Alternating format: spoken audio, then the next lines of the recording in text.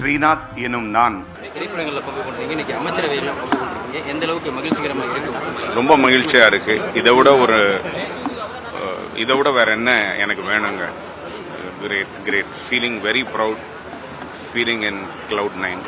திரைப்படங்களில் நடிக்கும் போது பொறுப்புணர்ந்து நடிக்க வேண்டும். இப்போ அமைச்சரவையில் இடம்பெற்றிருக்கீங்க, எந்த அளவுக்கு பொறுப்புமிக்க ஒரு ரொம்ப ரொம்ப பொறுப்போடு இருக்கணும். எந்த துறையில் இருந்தாலுமே பொறுப்பு, டிசிப்ளின், பங்க்சுவாலிட்டி, ஹானஸ்டி இதெல்லாம் ரொம்ப ரொம்ப முக்கியம். நேர்மை அதான் ரொம்ப முக்கியம். ஸோ மக்கள் சேவை அப்படின்னு வந்துட்டதுக்கப்புறம் இது எல்லாமே கூடுதலாக இருக்கணும். இதை கண்டிப்பாக நான் கடைபிடிப்பேன். இப்போ உங்களுடைய தூத்துக்குடி தொகுதியாகட்டும், இப்போ மாவட்டத்துக்கும் நீங்கள் தான் பொறுப்பு அமைச்சர், அங்கே என்ன மாதிரியான பிரச்சனைகள் இருக்குது? உடனடியாக தீர்க்க வேண்டிய மாதிரி ஒரு அமைச்சராகவும் சட்டமன்ற உறுப்பினர் நிறைய பிரச்சனைகள் இருக்குது. இப்போதைக்கு சொல்ல முடியாது.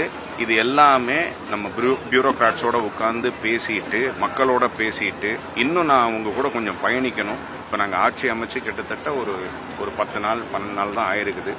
ஸோ இது நாங்கள் கிராஜுவலாக எல்லாமே நாங்கள் தெரிஞ்சுக்கிட்டு இதை பற்றி இன்னும் கொஞ்ச நாளில் நான் முழுமையாக சொல்ல முடியும். முதல் முறை எம்எல்ஏ, முதல் முறை அமைச்சர், எப்படி இருக்கு உணர்வு? சிறு வயதிலிருந்து பயணம் பண்ணீங்க, உங்க நெருங்கிய நண்பர் இருந்தாலும் இப்ப தமிழ்நாட்டோட முதலமைச்சர் கை கொடுத்து வாழ்த்து மேடையிலே முதல் நீங்க தான் அமைச்சராக என்று பதிவேற்றீங்க. எவ்வளவு மகிழ்ச்சியா இருக்கு, என்ன எப்படி இருக்கு உணர்வு? அவரு கூட இவ்வளோ நாள் பயணித்தேன். காலேஜில் படிக்கும்போது பயணித்தேன், சினிமா துறையில் பயணித்தேன், இப்போ அரசியல்லையும் பயணிக்கிறேன். கடைசி வரைக்கும் அவரோட இருப்பேன். நல்லது மட்டுமே நினைச்சு நல்லது மட்டுமே செய்யணும் அப்படின்னு அவர் கூட இருப்பேன். மிக முக்கியமான தூத்துக்குடியில் நின்று வெற்றி பெற்றிருக்கீங்க. ஃபிஷரிஸ் டிபார்ட்மெண்ட் உங்களுக்கு ஒதுக்கப்படலான்ற ஒரு வாய்ப்புகளும் இருக்கு. மீனவர்களுடைய பிரச்சனை என்பது தமிழ்நாட்டில் நீண்ட ஆண்டு காலமாக இருந்திருக்கு. இலங்கை மீனவர்கள்லாம் பிடிச்சிட்டு போவாங்க.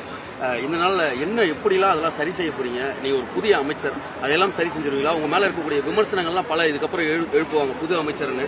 அதெல்லாம் எப்படி சரி செய்ய போறீங்க? எப்படி பண்ண போறீங்க? கண்டிப்பா இதெல்லாம் அலசி ஆராய்ஞ்சு முன்னாடி என்ன தவறுகள்லாம் நடந்ததோ அதெல்லாம் இனிமே நடக்காதபடி அதுக்கு என்ன ப்ரிகாஷியஸா மெஷர்ஸ் எடுக்கணும், இன்னும் அனலைஸ் பண்ணி இன்னும் பெட்டர்மெண்டா எப்படி பண்ணலாம், ஒவ்வொரு பிரச்சனைகளுக்கும் எப்படி தீர்வு காணலான்றதை அனலைஸ் பண்ணி ஒரு குழு அமைச்சு அதுக்கு தகுந்த மாதிரி ஆபரேஷன் பண்ணலாம் அப்படின்றதுதான் என்னோட திட்டம், எங்களுடைய திட்டம், தலைவரோட திட்டம். இனி மீனவர்களுக்கு பிரச்சனை இல்லாம இருக்கும் இந்த ஆட்சியில். கண்டிப்பா கண்டிப்பா கண்டிப்பா பிரச்சனை இல்லாம இருக்கும். மீனவர்களுக்கு இனிமே பிரச்சனை இல்லாத ஒரு கவர்மெண்ட்டை நாங்கள் கொடுப்போம். கண்டிப்பா. பிளே ஸ்டோர் மற்றும் ஆப் ஸ்டோரில் இருந்து பாலிமர் செயலியை QR கோடு மூலம் பதிவிறக்கம் செய்யுங்கள். செய்திகளை உடனுக்குடன் பெறுங்கள்.